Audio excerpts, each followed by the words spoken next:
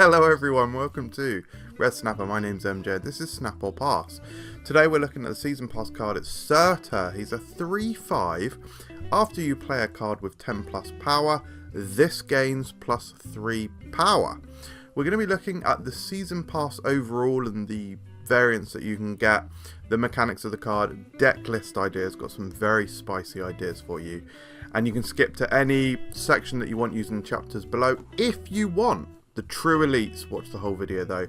We are marching to 2,099 subscribers. I've got an incredibly funny, cringe and awesome video planned for that number. In fact, today I hit 2,000, so massive thank you to all of the support and also all of the incredible comments I've been receiving recently. It's honestly making my hard work feel so worth it. Anyway guys, let's get on with the video. You don't want to hear these pleasantries from me. So Surtur, the Season Pass card. Little shout out to the Season Pass variant here, looks very sick. And the other Season Pass variants, I believe it is all this artist, Andrea Guardino. I don't know on the pronunciation there, of course. I'm an ignorant, foolish, British white person, uncultured, and I don't deserve my own privilege. Anyway, so we've got Thor and Odin as the other Season Pass variants. I think they look incredible. I wouldn't be surprised if this Odin just becomes everyone's default Odin. Absolutely fantastic variant. And then we've got the paid for card back is Gore the God Butcher. This card back looks freaking sick. Enough of that nonsense though. Let's move on to Surtur and the mechanics about this card. Because if you did see my, I think it was the season leaks video, I've sort of changed the way I've done things a little bit this month. Normally I do like a leaks video a few months in advance and then like a season preview. Because we only got the leaks for this full season like a couple of weeks ago, I thought it was too close to do like a season preview. So that is not happening this month. But the mechanics of this card, guys, in that video that I just mentioned, then I stopped talking that sentence. The whole reason I started that previous sentence was because I was going to say I gave Surtur 6 stars, which is my highest rating. Has my rating changed? Has my thoughts changed now that I've solidified everything and my thoughts have congealed together like some sort of mound of fat you would find in the drains? That was just a horrible thought. I'm sorry. Anyway. We'll find out. This video is already chaos. Anyway, the mechanics. What archetypes does this guy fit into and how does he work? So I think he's going to be obviously a really good Scar card. They have the same synergy of 10 plus power cards. And Sauron has dropped off a little bit. He removes the weak downside ongoing effects that many cards have, like Red Skull, and you're playing high power cards, so maybe Surtur would fit into that deck. Maybe one benefit would be playing Sauron. If you don't pull the Sauron, at least you have the Surtur to fall back on. That could work. And I've put a little icon here, plug and play question mark. Is he a plug and play card? Yes, of course, you do need to play a very specific type of card with him, and that is cards with 10 plus power. But there are plug and play cards that have 10 plus power that you do just generally play, like Eliath. Generally a good plug and play card. Is Magneto a good plug and play card? Very often. So even if you just get one trigger, one proc for Surtur, he's a 3/8. So even just from barely even trying, you get that one proc and he matches Gladiator's power, but without the downside of Gladiator destroying a card in their deck. So is there opportunity from there? Quite possible. Now, Surtur will check the card that is being played after it resolves, so that means it should work with cards like Gilgamesh. It also means that it works with cards like Hulkbuster. After you play Hulkbuster, for example, on a Gladiator, the combined power of that card will now be like, what, 311 in the case of Gladiator. It will kind of like consider it as just having been played because of the Hulkbuster, and that will trigger Surtur. So that's really interesting. That should work with Agony as well, I think. Don't quote me on that yet. And he's got fine stats even without triggering his ability. Like, as a 3/5, he's a 3/5 with an upside. We've seen 3/5s with downsides in the past. That's not really where we are now in the meta. But even just as a base 3/5, that's just fine. That's alright. But there's a 3/5 with the upside, and the potential upside that you can easily trigger. So just whatever happens with this guy, he is going to be successful, he's going to be good. Now, specific pros of him. He can reliably reach 314 in stats. Is that true, or have I miscalculated? 5, 6, 7, 8, 9, 10, 11, 12, 13, 14. No, I literally had to just double check my numbers there because it sounded crazy, but that is true. On turn 4, on turn 5, and on turn 6, you can completely feasibly play 3 10 power cards, which is giving Surtur +9, so he's a 314. I think he's so good. He might be an important plug and play card because it's good value even if you play only one card with 10 plus power. I basically said that a minute ago. And being a free cost card, it gives you a higher probability of drawing it on or before turn 3. So by turn 3 of the game, you've drawn half of your deck. So basically 50% of the time you will have drawn him by this point.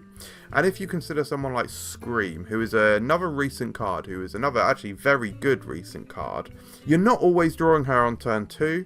In fact, more often than not, you're not drawing and playing her on turn 2. I mean, you often are, of course. You've drawn just under half of your deck by that point. But that means the odds are just slightly out of her favour. But even she is a fantastic card and a very successful card. This guy, he costs 1 more. So he's slightly more likely that you'll pull him out on or by the turn that you can actually play him. That's what I mean. Anyway, cons. He can surpass Shang-Chi range, so he's going to hit above that 10 power quite easily, as will the cards that trigger his effects. This is kind of like a double con. The cards that trigger his effect are weak to Shang-Chi, and he will become weak to Shang-Chi inherently with the deck playstyle that you potentially be playing Surtur in. Unless you do just play that one card and you're just happy with a 3-8. But yeah, Shang-Chi can snipe this guy, can snipe the rest of your game plan, so Shang-Chi is obviously going to be a big counter and something to watch out for. And he might be a little bit boring. The triggers to him are all just big cards, so the decks that are really trying to build around Surtur and trying to take the most advantage of his strength and ability, those cards might be a bit boring and the decks might be a bit boring. Now, I've tried to mix it up. When we get to the deck section, you'll see there's some spicy versions and iterations there. There's some ways to have fun with the cards, so I implore you. In fact, skip the entire video and go to the deck section right now. No, don't do that. I don't even know why I'm saying that. Every single section here is completely valid and interesting and good. Let's talk about location. As you can see, I've got the Howard the Duck emoji here, or emote, on the bad locations. Where are the bad locations? It doesn't mean that there's no bad locations to play Surtur at. Just in the context of the wider game, like the locations that would just be bad for most cards are basically the same as the ones that are bad for Surtur. Like, yeah, is it Quantum Thing where you play it there, the Quantum Zone, where you play it there and the power sets to 2? I mean, even that is not that bad for Surtur, actually, because he can scale. That's almost a good location. So even the one that I tried to pluck off the top of my head is not a bad location for Surtur. Yeah, there's just nothing that is, like, bad for Surtur that wouldn't be bad for a similar card. So I don't think we really need to worry about bad locations that much. But let's talk about the good ones, because as you can see, there's bloody loads. Actually, we're going to have a little drink break first. Now, most of my audience is American, so you don't have this in America, right? This is Vimto. Shout out to my boy Vimto. This is an extremely unique and interesting tasting drink. Now, I normally wouldn't drink soda. I normally wouldn't drink soda at all, let alone at 11:55 p.m. But, God, this soda is so unique tasting. It's grape, raspberry, and blackcurrant flavour. And it just has this incredible, unique, fruity, it's just such a unique taste. If you ever get the chance to try Vimto, try it out. Anyway, so the good locations. Sinister London going to feel extraordinary. Sinister London generally feels very good on cards that scale because you are immediately doubling that scaling ability. The big house is going to be good. You can't typically play high power cards into the big house. Surtur can get absolutely huge. Not only that, but they can't play the Shang-Chi into it. TVA is going to be good. Surtur is basically like a very high tempo power play. I mean, I guess medium tempo on the turn you play him, but the tempo that he grows with, his scaling is so big that TVA is going to be crazy because you play Surtur on 3, and then in another location you play that 10 power card like your Cull Obsidian or your Crossbones or whatever it may be, and your Surtur busts up to 8, and so your opponent somehow has to get 8 somewhere and 10 somewhere else. Forget about it. Kiln, literally the same conversation as TVA basically.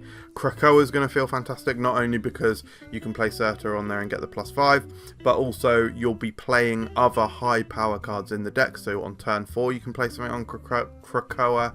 And not only that, but if you were to low roll the Krakoa, or I guess high roll the Krakoa really, and that extra power that you play, that you get added to a card via Krakoa, if that hits your armor, actually that's a bad example because that would just be like a 3/8. If that hits your Surtur, they themselves could become a 10 power card. Nowhere is great because you can still scale and they can't Shang-Chi you. Great Portal's obviously going to give you a 10 power card. And Castle Blackstone, you're going to run away with it, probably. Let's move on to the counters.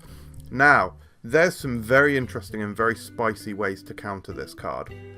First and foremost, you've got the old classic Shadow King. In fact, oh god, I haven't updated my graphic again. I think I said the same thing last week. I need to bloody update my graphic. He's of course a 2/3 now instead of a 2/2.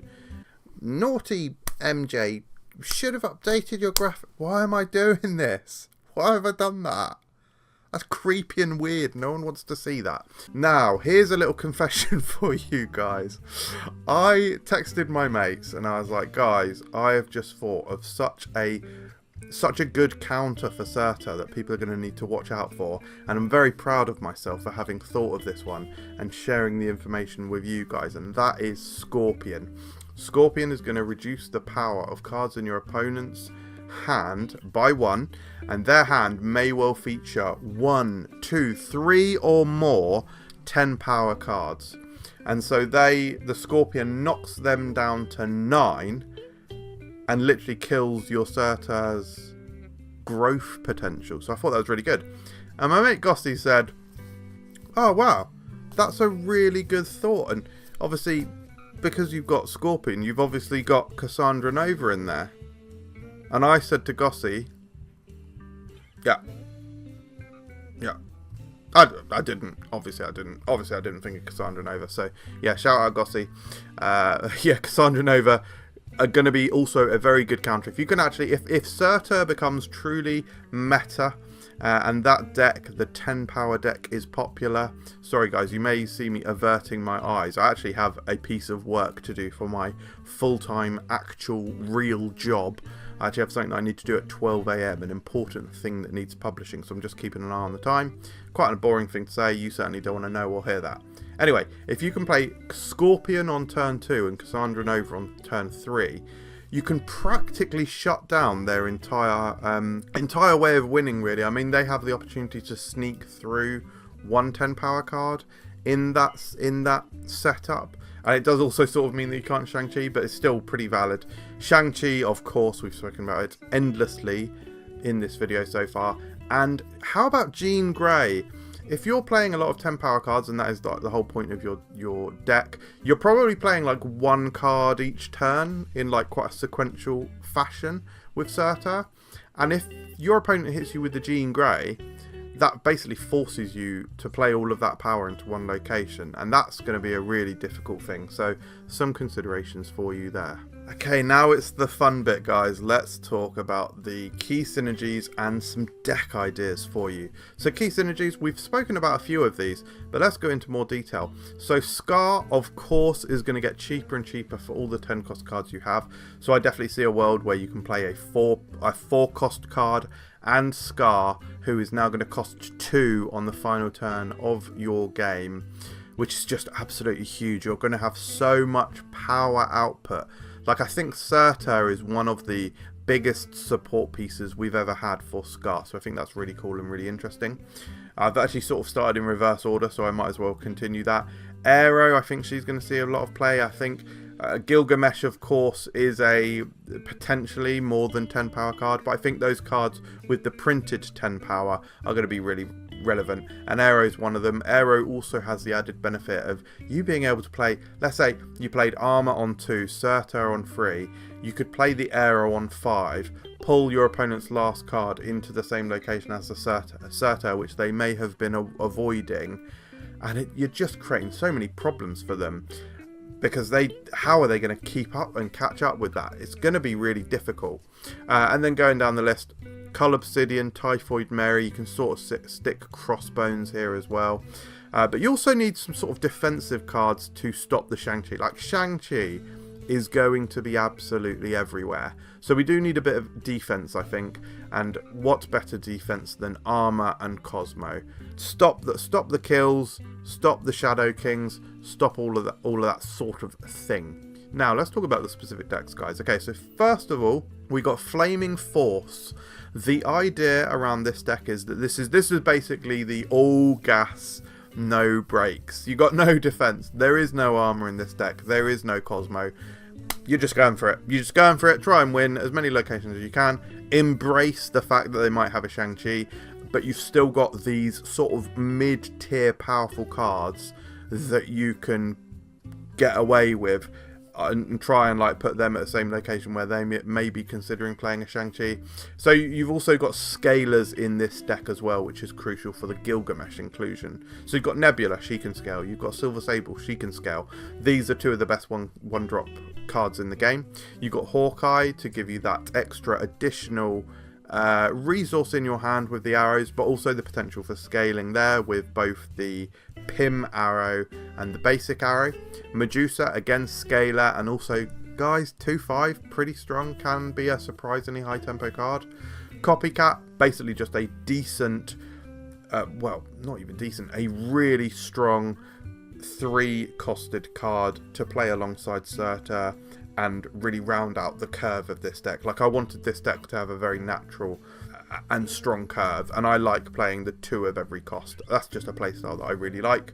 Our 4s are Crossbones and Cull Obsidian. You're going to be winning somewhere by turn 3 with this deck, so Crossbones Golden and Cull Obsidian. We've got a couple of 1-drops in here, or even if you haven't pulled the specific 1-drops, you've got 1-drops available via Hawkeye, so that works nicely.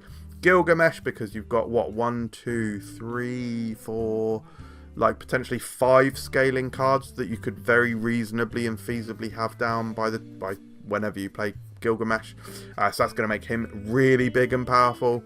And then of course you've got the Eliath, which I guess actually is maybe a slightly defensive card, because that does give you the ability to shut down Shang-Chi's and that sort of thing. Now, how about this Shaken Scar deck?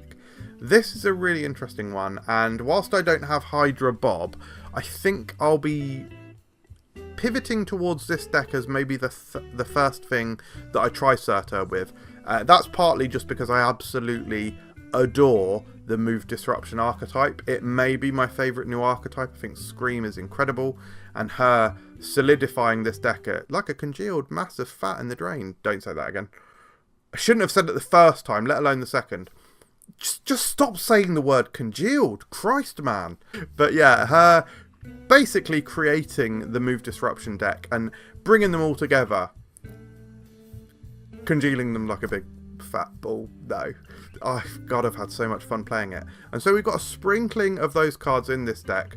Magneto, Aero, so straight away you've got a couple of cards that are not only Move Disruption but also feed into Surtur as well. We've got the Polaris, so we've got Scream, but then we've also got the other cards that play into Surtur, so Cull Obsidian and Crossbones again, and we've got the Scar here as well, because you've got some decent lower costed cards that you're probably going to be able to play alongside a Scar, even if it's things like a Polaris and the Scar on the final turn. If you've got Scream down, if you can Polaris and Scar, that is actually like a lot of power output. That you've got the +3 from Surtur, the equivalent +4 from Scream, and the +16 power just from playing those cards down. That's going to be very interesting, and you don't need to worry about where your Martyr is going to go. I mean, Martyr might screw things up, who knows, but then you also got a little bit of defense with the armor as well. So yeah, this is definitely the one that I'm going to be trying out first.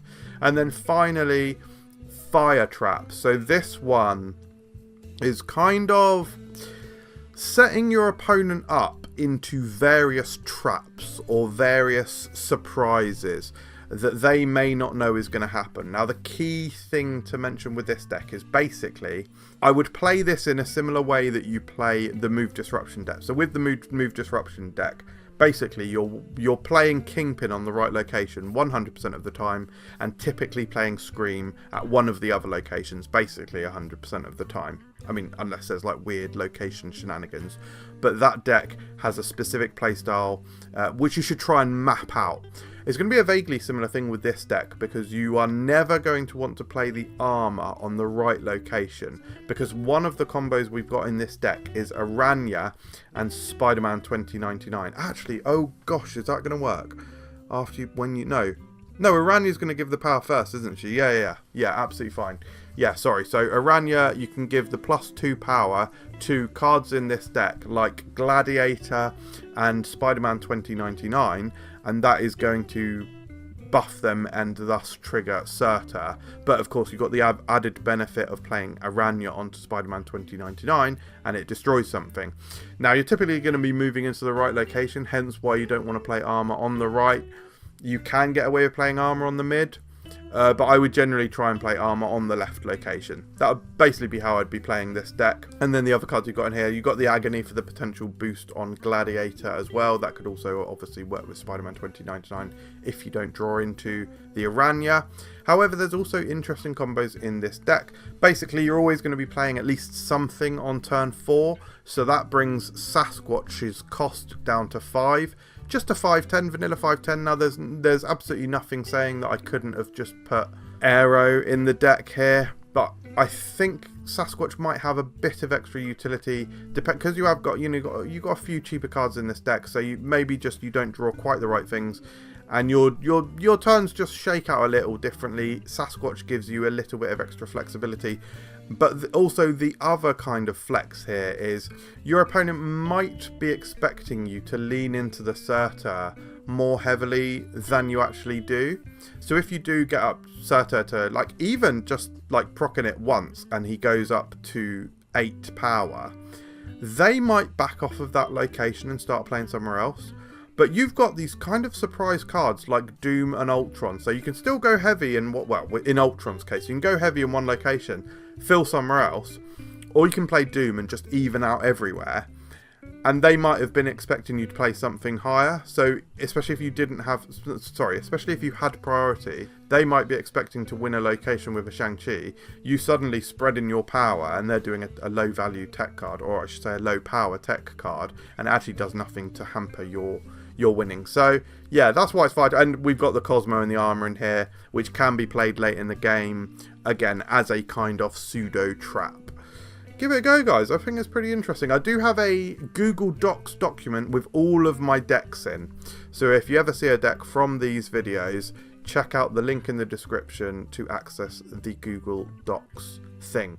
Let's move on to the star ratings. So overall, guys, I haven't changed my opinion. I still think he's a 6-star card. That is the highest rating level that I get. I mean, generally I rate things out of 5, but I give this very special 6 award to cards that I think are extra special or extra strong. And I'm sorry, but I really do think Surtur is that strong. The last card that I gave 6 stars to was Silver Sable. I don't think Surtur is quite as strong as Silver Sable, because I don't think he fits quite as universally. I think Silver Sable is completely plug and play. You can stick her in anything and feel very good about it. I don't think that's quite the same thing with Surtur, but generally speaking, I think he's incredible. I think the opportunity for him is fantastic. I think within the archetypes, he's going to be a 4-star card. That's kind of just coming from the fact that he doesn't exactly have an archetype. I mean, the Scar stuff is obviously his primary home, and just the big boys, the big power card decks. But I guess there's not the biggest library of cards for that archetype. So it's a bit inspecific is basically what I'm trying to say.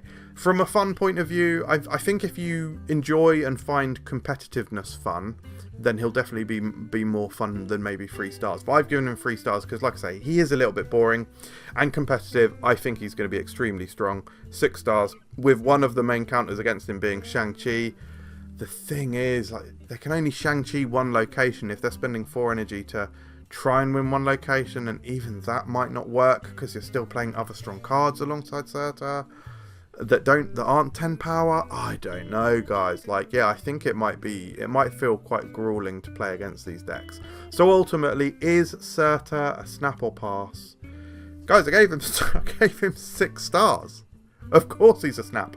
Also, he's just a season pass, and every single month I buy the season pass. I think the season pass is like good value. I get loads of enjoyment and fun out of buying the season pass and playing that content. So I generally always recommend the season passes. Surtur is no different, but even if it was different, I genuinely don't know what I'm saying now, but Surtur is cracked, in my humble opinion. Do you disagree? Let me know in the comments below. Thank you very much for watching. I appreciate it, guys. And I'll see you next time. Cheers.